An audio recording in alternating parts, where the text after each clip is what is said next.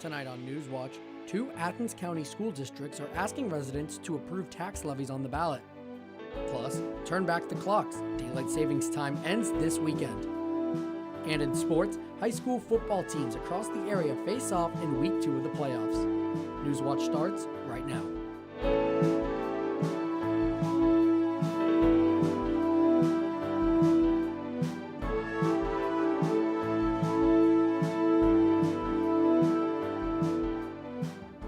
Good evening, I'm Andrew Bowlby. Welcome to Newswatch. Some teams across the Southeast Ohio are continuing their journey to Canton, while others have fallen short.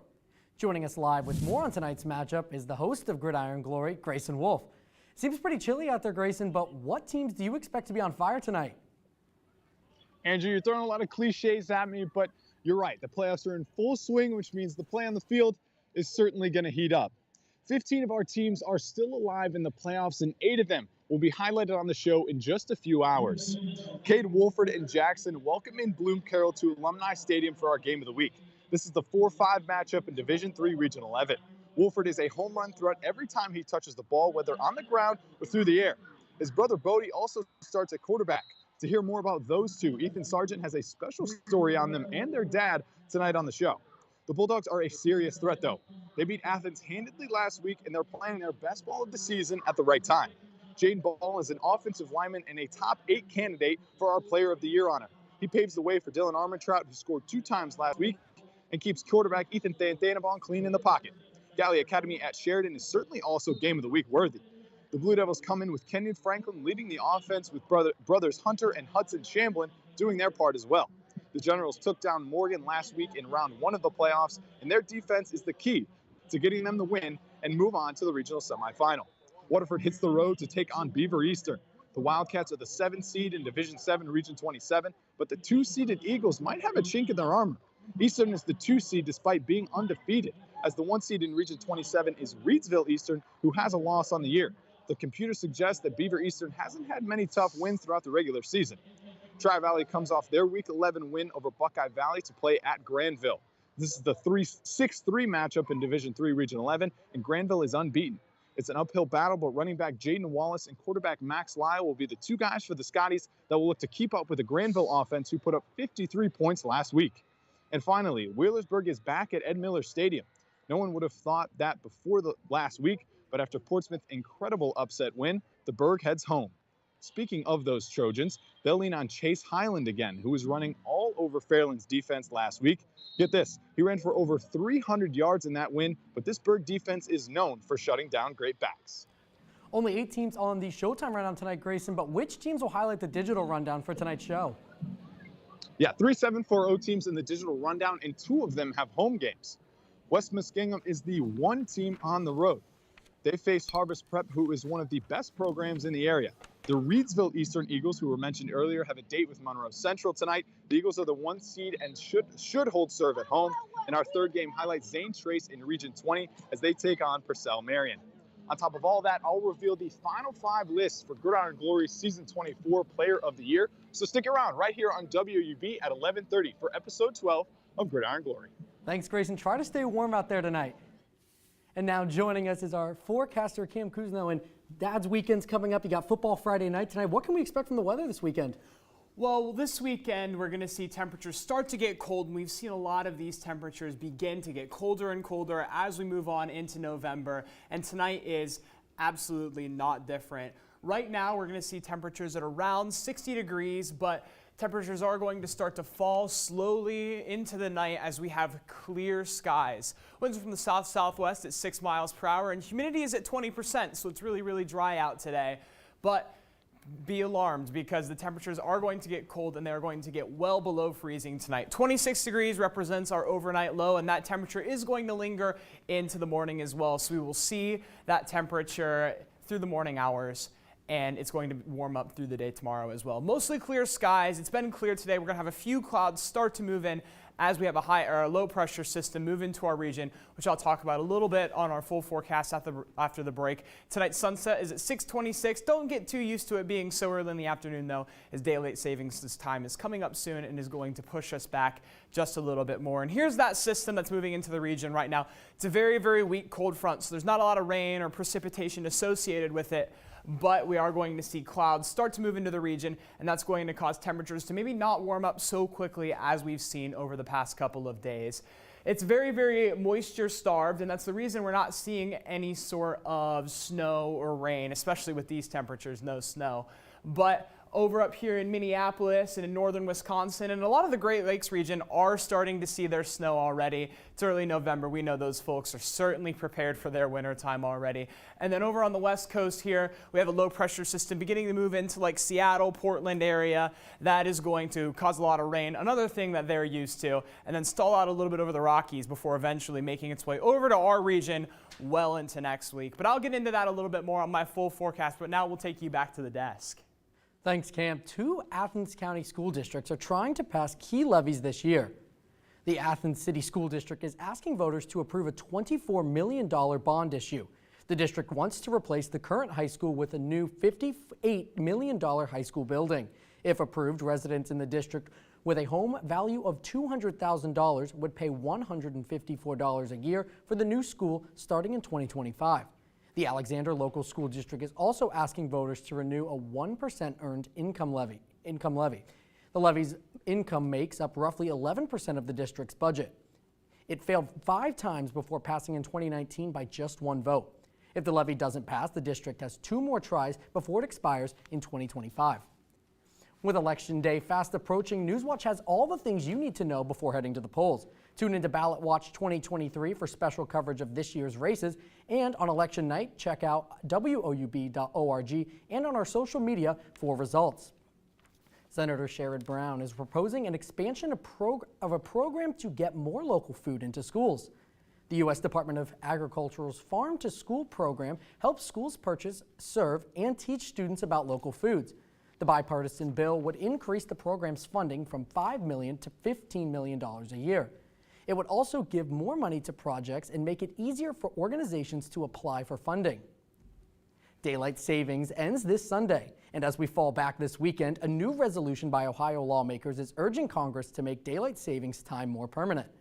The Sunshine Uniformity Act would permanently transition the U.S. to daylight savings time. State Representative Rodney Creech says the switch would increase the hours of sunlight in the evenings year-round and combat some mental health illnesses linked to darker winter evenings. The resolution will now move to the Ohio House floor for a vote. The time to change can be challenging for some, especially those who have Alzheimer's disease or dementia. Mandy Gaither has more on how the symptoms of sundowning as the time changes.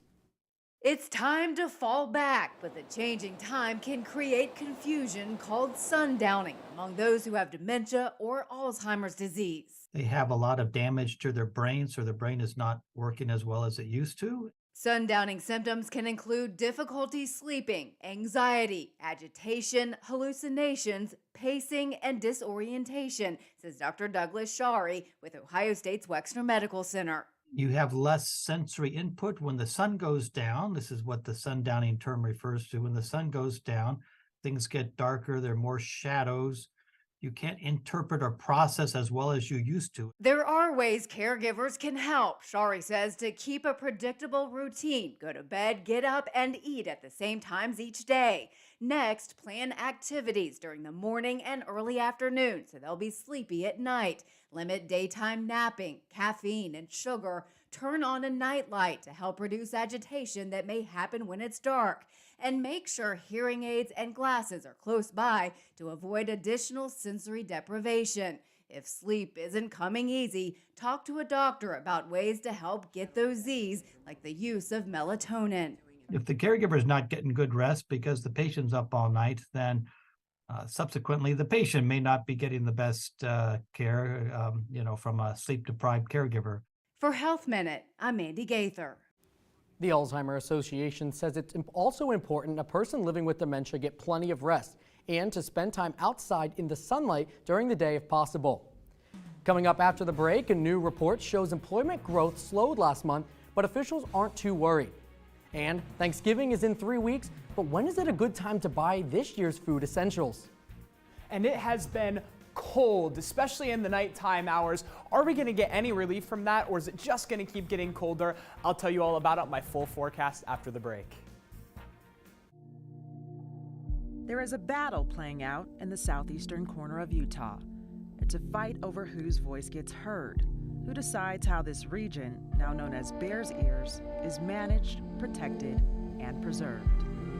These resources are too valuable, they're irreplaceable, and once they're gone, they're gone. Thursday at 10 on WOUB. You can't tell anyone that I'm talking to you. I could lose my job. Your job? I'd like to know, where's my twin brother? How long? I am sorry. If there's anything you can give me. I know he's in a band. I have that smell. Could I come with you? Thursday at 9 on WOUB. The thing about Native women leaders, they have that toughness, that backbone. I will continue to fight for our most vulnerable people. There's always work to be done. I'm proud to say that I am a Native designer. I embrace that. As a woman, it's a part of my responsibility to take care of the environment. We owe her our life. Tuesday at 9 on WOUB. We're often referred to in the history books in the past tense, but here we are in the present and we're going full force. Native women are strong and resilient. My people in the Buffalo have a shared history. She's a warrior. It's about representing ourselves in the way we see ourselves. We're scientists, we're engineers, we're doctors. We're doing things to make a difference in this world.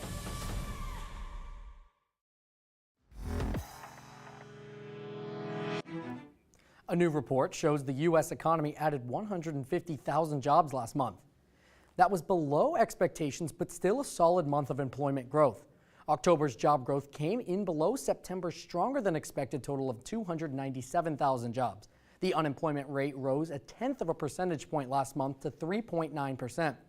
Acting Secretary of Labor Julie Su says the report shows signs that the U.S. job market is finally stabilizing after COVID.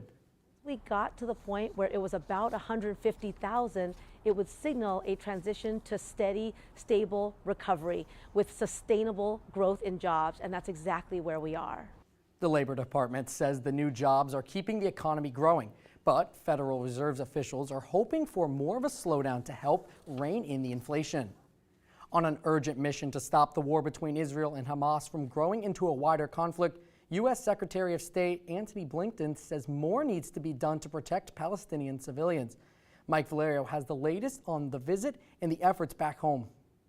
A visibly shaken U.S. Secretary of State Antony Blinken evoked the brutality of Hamas's October 7th attack after viewing additional images and footage from the terror attack collected by the Israeli government. It is striking and in some ways shocking that the brutality of the slaughter has receded so quickly in the memories of so many. Blinken added the U.S. is pressing Israel to minimize civilian casualties in Gaza. It matters because failure to do so plays into the hands of Hamas and other terror groups. Israeli Prime Minister Benjamin Netanyahu said Friday his government opposes any temporary ceasefire in Gaza unless it includes Hamas freeing all the hostages it holds. The bill is passed. The news comes after the Republican-led House of Representatives on Thursday passed a bill to provide $14.3 billion in aid to Israel, a move that sets up a clash with the Senate. The Senate will not be considering this deeply flawed proposal from the House GOP, and instead, we will work together on our own bipartisan emergency aid package. Democrats oppose the bill because it does not include aid to Ukraine and cuts funding to the IRS. I think it's an irresponsible bill, tying support for Israel, lacking support for Ukraine. which are both vital national security interests. I'm Mike Valerio reporting. Good evening, everybody. And it was a beautiful, clear day today, and all across the eastern part of the U.S. into the southeastern shows the exact same thing. Wonderful, wonderful clear skies. And that should hold still through the beginning of most football games going on tonight. We have a few clouds going on across the central part of the United States. That's going to be due to a weak cold front. It isn't really going to do much to temperatures, but it is going to cause some clouds going into tomorrow. Here's our high pressure system over here that has been raining dominant over the past few days, and that has been why things have been so clear. And then this little spin up over here comes across the Rocky Mountains, happens very, very frequently, and we get a weak low pressure system since there's not a lot of moisture to fuel it. But there is still a big temperature difference. Right now we've got 51 degrees in Minneapolis, 76 in Kansas City, and then Chicago's 58 degrees. But once you start heading up north into Wisconsin, it cools down quick on you, but we see temperatures all in the 60s, Louisville, Pittsburgh, and into our region. Tonight, Pittsburgh 40 degrees and Louisville 43. We'll see clouds start to gather into those regions, and Chicago's even going to see a little bit of rain from that cold front. But a lot of the rain, a lot of the moisture is actually going to head north of our region. We're not going to see it, especially not tonight. Tonight, though, it will be cold, 26 degrees and mostly clear as we get a few clouds begin to roll into the region through tomorrow. Our sun sets at 6:26 p.m., which is really early, but that's the reason we do have daylight savings time change right now, because we are going to see a later sunset into tomorrow. High at 59 degrees. We'll see a really cold morning once again. It's going to be one of those standard fall time, bring a sweater in the morning and then take it off by midday, because it's going to be almost 60 degrees and partly sunny skies as that weak cold front makes its way into the region and causes a little bit of cloud cover. That system's going to push through all the way to Pittsburgh, even up to New York City, Boston. A little bit of cloud cover that'll be going on, but no rain or anything like that. Most of the moisture will be gone out of the region. So here's that weak cold front tomorrow, and here's the high pressure system that we have been seeing, and it'll make its way through the region by tomorrow night. That high pressure system still kind of hanging around a bit, and then we see development of another high right behind it, and we'll eventually come to see that it's going to warm up once again. Clouds won't be quite as clear. We are going to see yet another warm-up going into the next few days. That weak cold front will pass by Wednesday, which will be our cloudiest day, and then that high-pressure system is going to take hold eventually. This weekend, though, Saturday, our cloudiest day with a high of 61 degrees and a low of 41, finally back above freezing in the nighttime hours.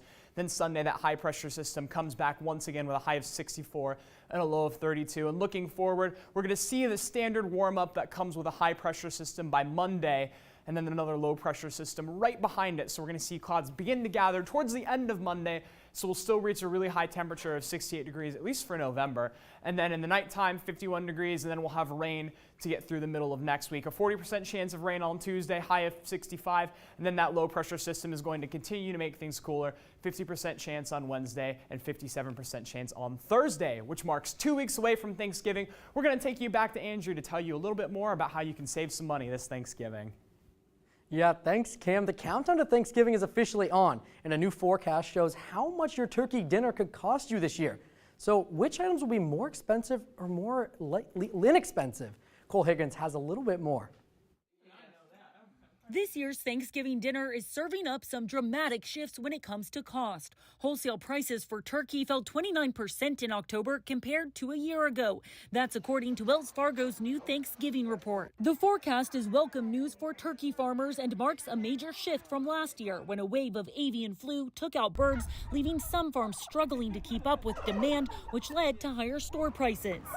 This 2023, the Wells Fargo Agri-Food Institute says farms added 2% to 3% additional birds, and that robust supply plus a drop in the cost of refrigerated trucks to move supply from farm to store are contributing to the price drop. But get ready for some sticker shock, because the rest of the meal will cost you more. Everything else around it, all those side dishes, choose to spend wisely and shop wisely where you can. According to the Wells Fargo forecast, canned cranberries cost almost 60% more compared to the same time last year. So opt for fresh cranberries instead, which cost about 20% 20% less compared to last year. And right now, production costs for canned pumpkin are 30% higher this year from last year. Russet potato prices are at an all-time high, with prices up 14% from a year ago. So consider going for sweet potatoes instead. Store prices are only up about 4%. To trim costs, experts recommend scaling back. Do you really need all that stuff?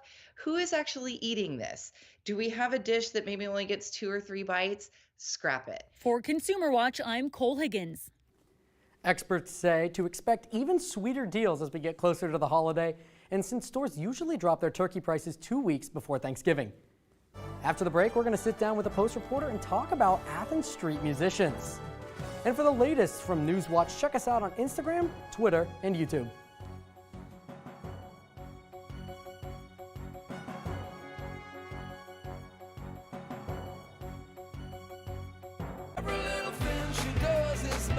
Treat yourself to the great performances in Message in a Bottle, based on the songs of Sting. It's an extraordinary and compelling dance show choreographed by the brilliant Kate Prince.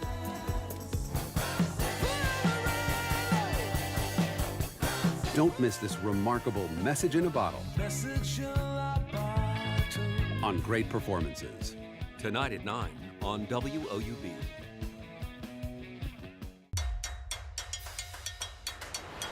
This is for you. You got grit, I can tell you never gonna quit. No, not even for a split second. Counting all your blessings. You got personality like Christmas got his presents, and I like it. Yeah. I always want to create something that's gonna mean something. That's fabulous. And I like it. Yeah. Dare me to do something. Don't stop, honey, gotta do your thing.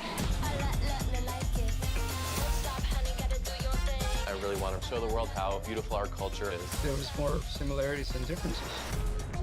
It makes us happy. It makes us feel good. Yeah. So spread those golden wings. We're gonna shine like the stars. Got the It is part of our unique story, all of us together. This is our special time. I like it. Salute, babe. Honey, gotta do your thing. We're going intergalactic. Don't stop, honey. We're gonna make memories. I like it. Irasilo debajo de tu toalla. Tocarte, tocarte, tocarte, tocarte, tocarte, tocarte, tocarte. Cuando dijo que sí, Bolivia.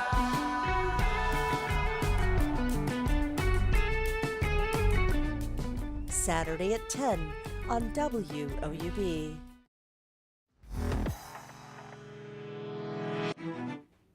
Buskers are musicians who perform on the street, typically for money.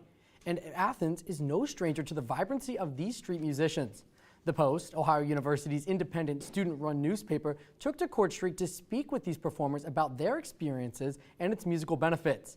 Post reporter Jackson McCoy joins us to talk us through busking in Athens. Thanks for being here. And the first thing I'll ask you, Jackson, is where did you get this story idea from? So yeah, the editors actually pitched it. I picked it up because I thought it would be a great way to cover the local Athens music scene. I'm a huge music fan, obviously. And it started as a normal culture story and got bumped up to projects, which basically allowed me to give a more in-depth coverage of the actual music scene in Athens, especially busking and street performing.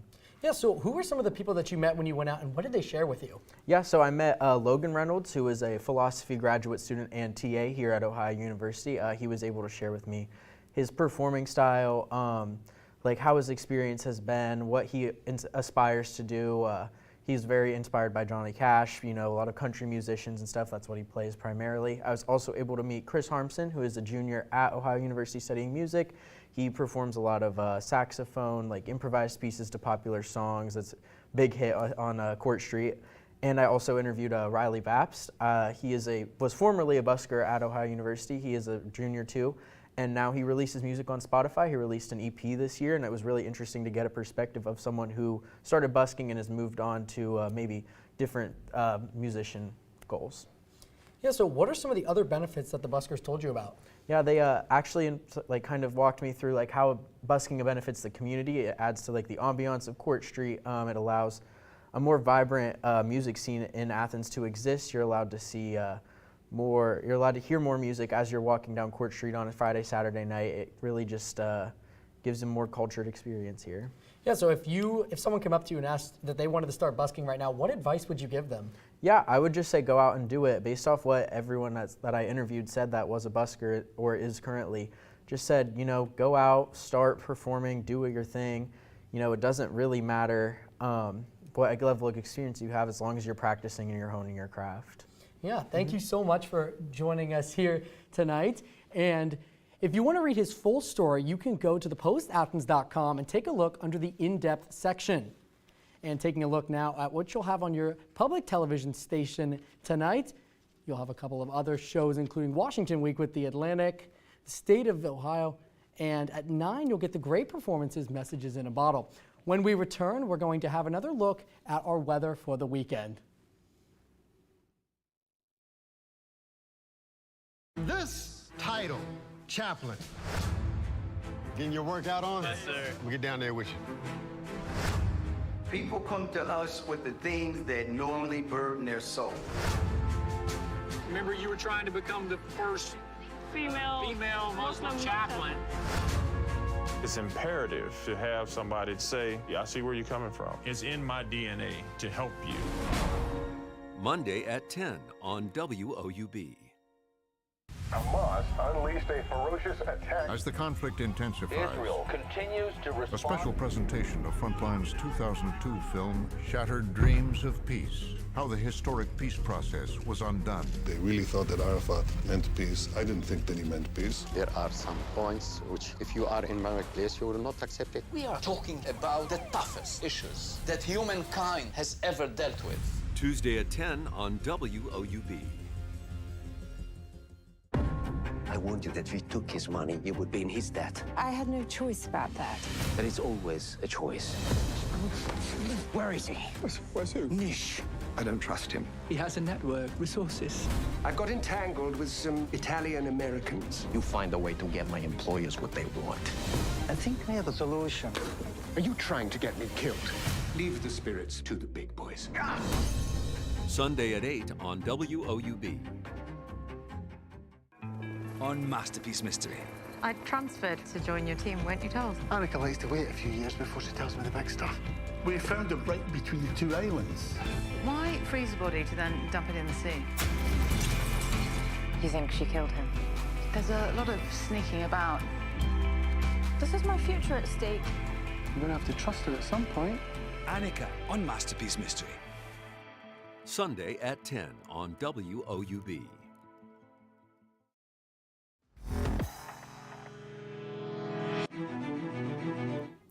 Welcome back. We are once again joined by forecaster Cam Kuzno. And Cam, like you mentioned earlier, it's getting colder outside. Is that going to stick around for the next couple of weeks, next couple of days? Yeah, and well, I definitely think the 75-degree temperatures we saw just a little while ago are gone. We are going to warm up a little bit as the week goes on, and that is going to be courtesy of another high-pressure system. I'll talk a little bit about that more in a sec.